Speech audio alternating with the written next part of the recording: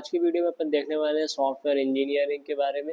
Important topic, काफ़ी important subject है, आपके प्लेसमेंट पॉइंट ऑफ व्यू से भी इम्पॉर्टेंट है, तो उसको अच्छे से प्रिपेयर करके अभी से चले। और यूनिवर्सिटी पॉइंट ऑफ व्यू से इम्पॉर्टेंट है ही, और ईजी टू लर्न है। आप इजीली एक बार पॉइंट समझ लेंगे तो आप इजीली लिख सकते हैं। तो इसके अंदर यूनिट 1 के बारे में अगर अपन देखें तो आप सबसे पहले ही क्वेश्चन होगा कि सॉफ्टवेयर क्या होता है और उसके कैरेक्टरिस्टिक्स आपको पता होना चाहिए, एडवांटेजेस डिसएडवांटेजेस पूरा डिफाइन करना आना चाहिए आपको।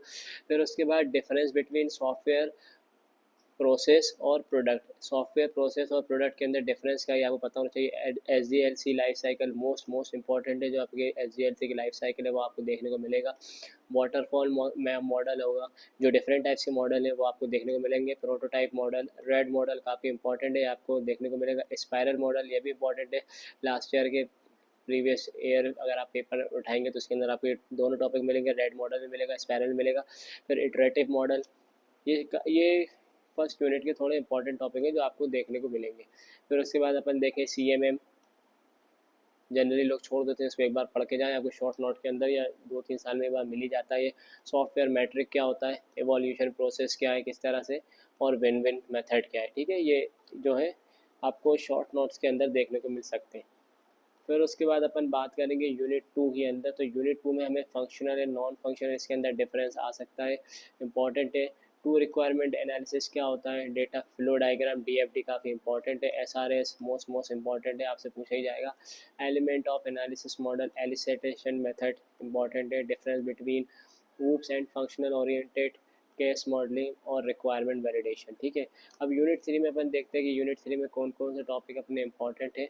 तो यूनिट 3 अपनी जो बेसिकली पूरी डिज़ाइनिंग है, डिज़ाइनिंग फेस क्या होता है, डिज़ाइनिंग के बारे में पूरा पता होना चाहिए। सॉफ्टवेयर एनालिसिस और डिज़ाइनिंग टूल क्या है हमारे, इसके बारे में पता होना चाहिए। वेरियस टाइप ऑफ टूल जो यूज़ हो रहा है, डिज़ाइन के कंसेप्ट। इस सॉफ्टवेयर इंजीनियरिंग में आपको सबसे ज़्यादा इंपॉर्टेंट क्या है कि आपको उसके बारे में डेफिनेशन पूरी पता होना चाहिए, उसका कंसेप्ट पता होना चाहिए, उसका डायग्राम आपको पता होना चाहिए, उसका एडवांटेज आपको पता होना चाहिए और उसके डिसएडवांटेजेस आपको पता होना चाहिए।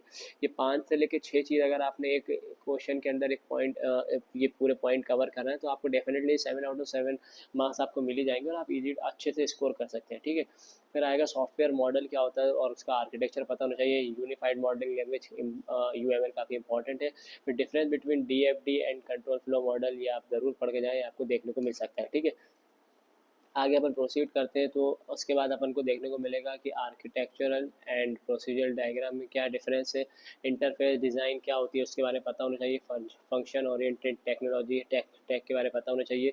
शॉर्ट नोट के अंदर हमारा क्या है कि कोहेसिव मॉड्यूल क्या होता है, कोहेसन क्या होता है, कपलिंग क्या होता है, ये आपको शॉर्ट नोट के अंदर देखने को मिलेगा। फिर metric use in designing, how software design explain with sketch, ये आपको एक प्रीवियस ईयर में एक आध दो बार ही पूछा गया है, फिर भी आप एक बार देख लिएगा ताकि कभी आ जाए तो आप कुछ ना कुछ लिख सकें। ठीक है, फिर यूनिट 4 के बारे में अगर अपन बात करें तो यूनिट 4 में हमारा डायनामिक एनालिसिस और स्टैटिक एनालिसिस क्या होता है वो पता होना चाहिए। कोड इंस्पेक्शन के बारे में पता होना चाहिए। Difference between object oriented and structural software important है। सॉफ्टवेयर टेस्टिंग ये भी इंपॉर्टेंट है। टाइप्स ऑफ टेस्टिंग पता होना चाहिए। Black box testing, white box testing, ये सब आपको पता होना चाहिए। लेवल ऑफ टेस्टिंग हो गया, ब्लैक बॉक्स टेस्टिंग जो मैंने बताया, वाइट बॉक्स टेस्टिंग इंपॉर्टेंट है।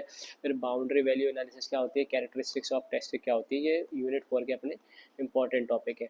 अब यूनिट 5 के बारे में अगर अपन बात करें तो सॉफ्टवेयर मेंटेनेंस प्रोसेस क्या होती है, ये इंपॉर्टेंट है। सॉफ्टवेयर कॉन्फ़िगरेशन ये आपको देखने को मिलेगा।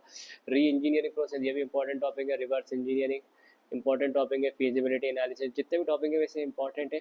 प्रोजेक्ट प्लानिंग के बारे में कोको मॉडल, ये आपको इसके अंदर शॉर्ट नोट देखने को मिल सकता है। सॉफ्टवेयर क्वालिटी एश्योरेंस SQA ये भी इंपॉर्टेंट है।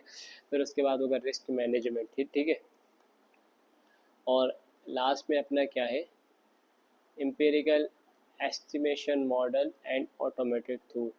जनरली एक आध बार ये क्वेश्चन पूछा गया है, अगर एग्ज़ाम में दिख गया तो आप इसको एक बार कवर कर लें ताकि आप कुछ ना कुछ इसके बारे में लिख सकें। तो आज की वीडियो में अपन ने पूरे ऐसी के इंपॉर्टेंट टॉपिक कवर कर लिए।